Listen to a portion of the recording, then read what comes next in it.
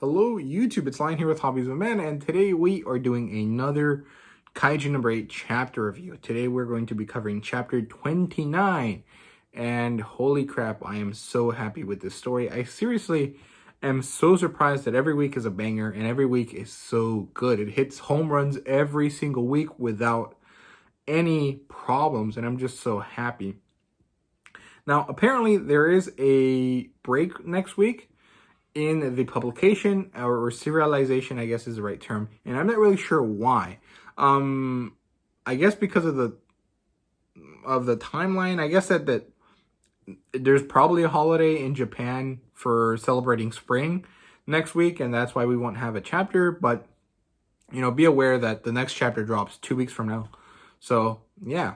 Now, as always, we're gonna do a recap. So we're going to do the recap, then we're going to do the chapter review, discussion, analysis thing, and then at the end we're going to have theories, mostly based around Mina's cat and what it is. Well, it's a tiger, it's not a cat, but same difference, right? And maybe we'll even talk a little bit about shipping and, you know, who should go with what character and stuff, because we did get some kind of like ideas or new things that showed up in this chapter that might change up what's going on with that. And yeah, if you want to watch the whole thing or all of the chapter reviews that I've done so far, as well as a few different rambling videos and a product showcase, you can check out the link up there for the review, or at the end for the whole playlist of things that I've done for Kaiju number 8. So let's just jump into it. The recap here is that, you know, last week, or 2 weeks ago actually, Hoshina was battling number 10, and he was like, he had unleashed his full battle potential, or his full battle power, or combat power. There you go, that's the one. And he had turned it on all the way up. I think he has 92%, if I remember correctly, and he was using it up. And then he actually timed out on the machine, basically. Like, you're only allowed to use it for 10 minutes, according to the last chapter, and he went over. He went up to 11, I think, based on what he was saying.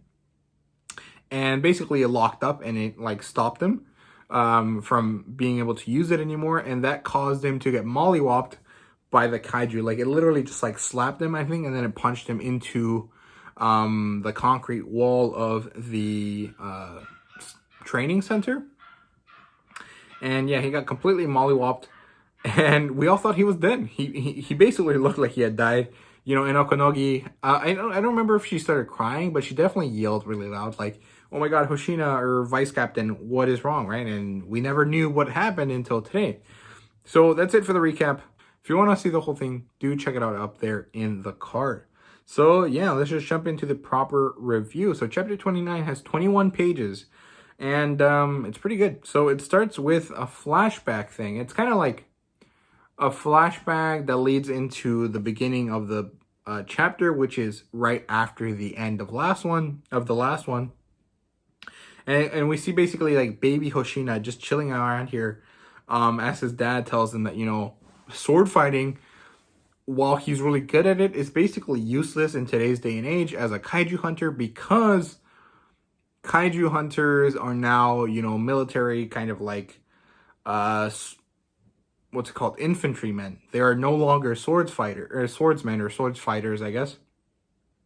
And that although he is a very skilled and actually prodigious person at this, he will not be able to do well because he uses a sword, right?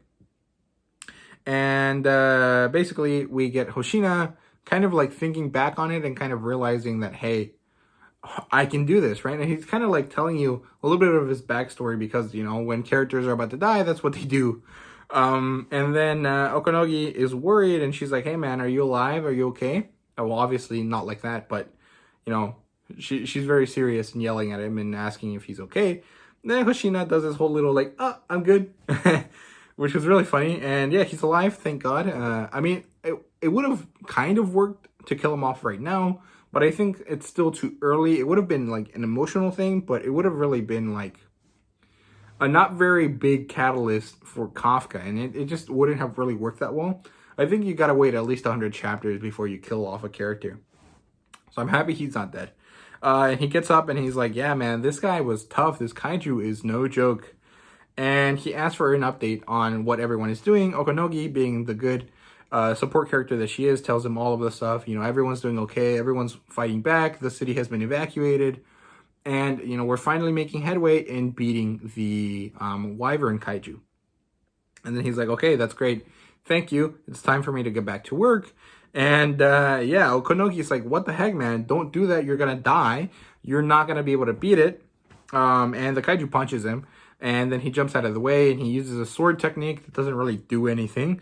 And the Kaiju tells him, hey, man, you're not going to be able to hit me with this. None of this is going to hurt me enough to cause damage. And Hoshina, with a bit of a chip on his shoulder, is like, yeah, I know that. I've known that I can't hurt you, but it doesn't matter. I am the vice captain. I am in charge here, and I have to do this. I have to beat you. And he knows that he can, and he gets a flashback.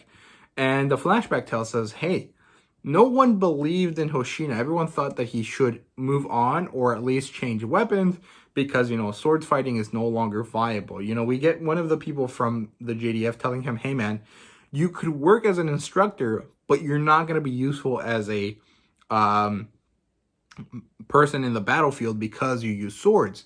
The majority of the kaiju in the present day are actually giant class or, types of kaiju that need guns to take down. And then we get another kind of aspect there where it changes, and it's Mina. And Mina's asking about him, and he's like, yeah, man, this is where she tells me that I'm weak and that I won't be able to make anything happen.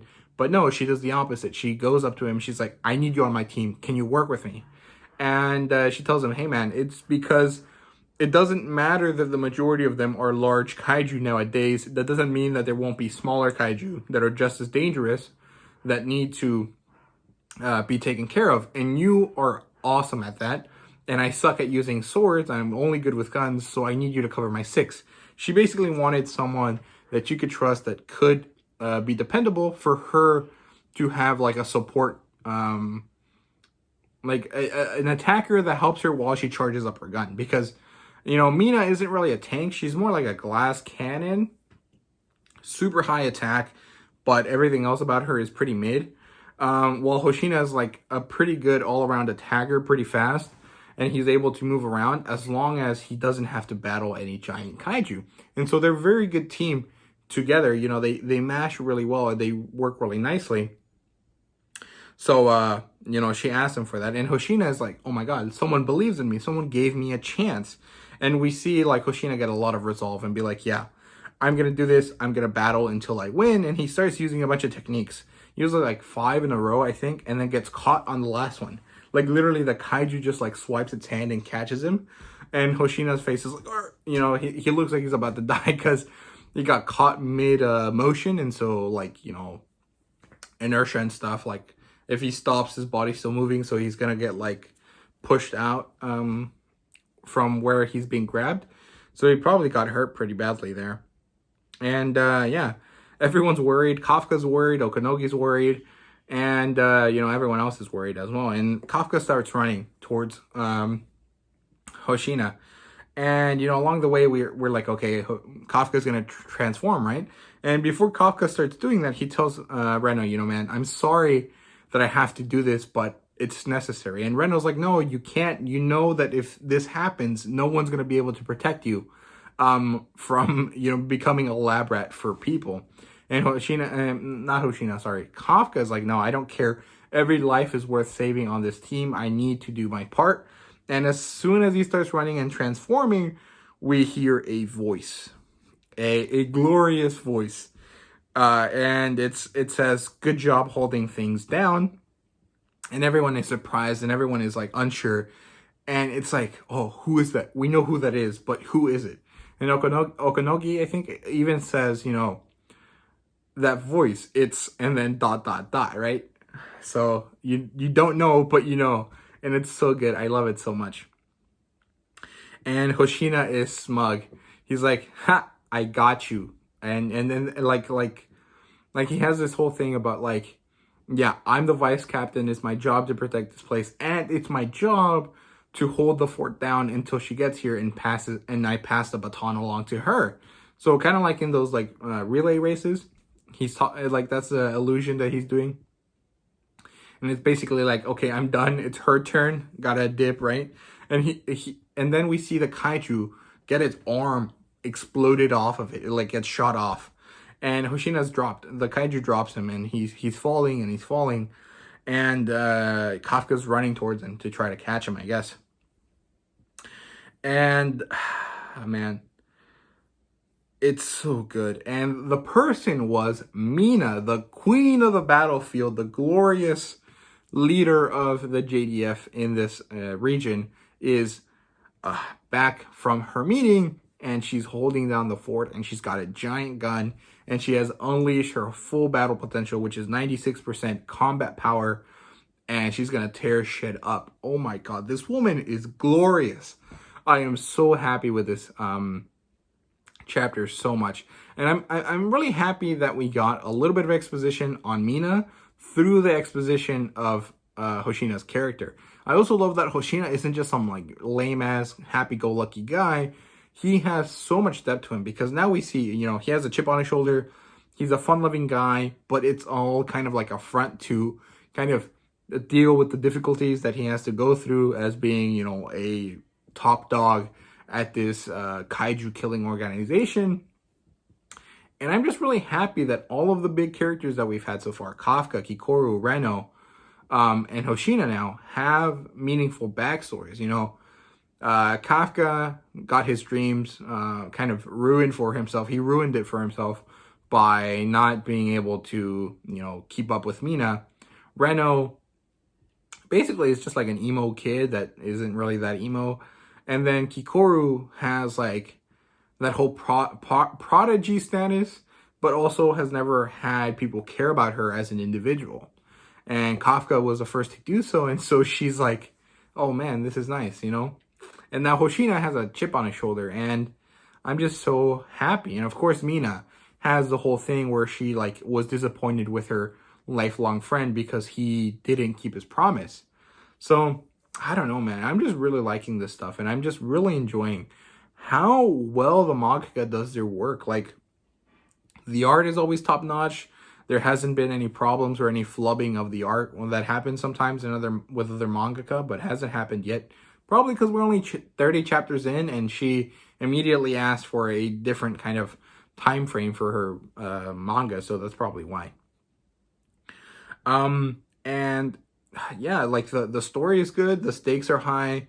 It always feels like someone's gonna die. Obviously, no one does yet because it's too early for that, but it's always high stakes. I always really enjoy it. Like I said, the art is good, the story is good, the characters are good. I'm just so happy. And I seriously swear, throughout this chapter, I just felt like the anime coming in my head. I just saw it and I was like, yeah, this is going to have some glorious music in the background. We're going to see Kafka running. It's going to be like dead silent. And then we're going to hear like a radio crackle. And then it's going to be like Mina on the radio. It's going to be so awesome. I just can't wait for that to be like the end of a chapter. I'm imagining like this like super hype kind of feeling that I would just get. Kind of like when you watch Fairy Tail. You know, I mean, if you're a fan of Fairy Tail. You know, those super awesome moments before, you know, Natsu's theme starts playing and he like fires up and he's about to beat the shit out of someone. Like that sort of feeling was what I got right here, right now with this volume. I just, man, the mangaka is wild. I am so happy that they got to make this manga. So yeah, that's it for the chapter review. Now, theories. I have two. Well, they're not really theories. They're more just like questions. So what the hell is up with Mina's tiger? One, why does she have a tiger? Like that doesn't seem very useful as a hunter of kaiju, and especially as someone that specializes in giant kaiju. So why is it there? My theory is that it's a kaiju hybrid. It's some sort of modified or genetically created monster that just happens to look like a tiger and that can, you know, under certain circumstances, turn into a larger monster that can help her fight with kaiju. And that's what I'm thinking. I'm not really sure, but it just seems like it because, one, it's too big to be a regular tiger. I can't remember when. I think I did it in one of the rambling videos way back when, where we talk about how large, how tall characters are. And I used the I used the tiger as a reference to kind of decide that Kafka was like 6 feet tall. But now that I'm looking at it, this tiger just looks a little too big. So I'm not really sure what it is. But if it is a big tiger, like larger than it naturally should be, I would assume that it's probably a genetically modified tiger or some kind of kaiju animal hybrid. And I just really want to know what the heck is up with that. And the other thing is, waifus and shipping. Who is going to end up with who? I always thought, Kikoru was going to have some unrequited love with Kafka because, Kafka's like twice her age. He's not going to like want to do anything with her. So she'll probably end up with Reno if they ever get to the point where romance happens, which is possible. I definitely think that there's going to be some sort of romancing just because like it's always a thing, right? You're like in these super high stress situations. At one point, you're going to have like a moment that like feels special with another person in these like types of stories. And then it's going to be like, okay, we like each other now. We're just going to have to deal with it, right? So I think Reno and Kikoru are going to have that. And then obviously we thought Kafka and Mina, because, they're childhood friends. It's the whole trope. It's going to happen, especially once Kafka turns out to be a powerful man like he promised he would be. But now with Hoshina, it's like, oh, love triangle, which I'm not really a fan of, but I think in this case, it's going to be interesting just because, I don't know, it's like really cool because Kafka is one thing and he was her friend, but Hoshina is like what Kafka could not be. And so there's going to be some sort of like tension between them if it ever turns into this kind of romancing thing, right? It would kind of end up being where like Hoshina is Kafka's rival at some point, just based on like their powers and how things work in their relationship with Mina. So I'm really excited to see how that goes. However, I really don't want the romancing stuff to be a big aspect of this story. I just think it's fun to like play with it and kind of think about it. I'm not really a shipping type of person. Like I don't really care.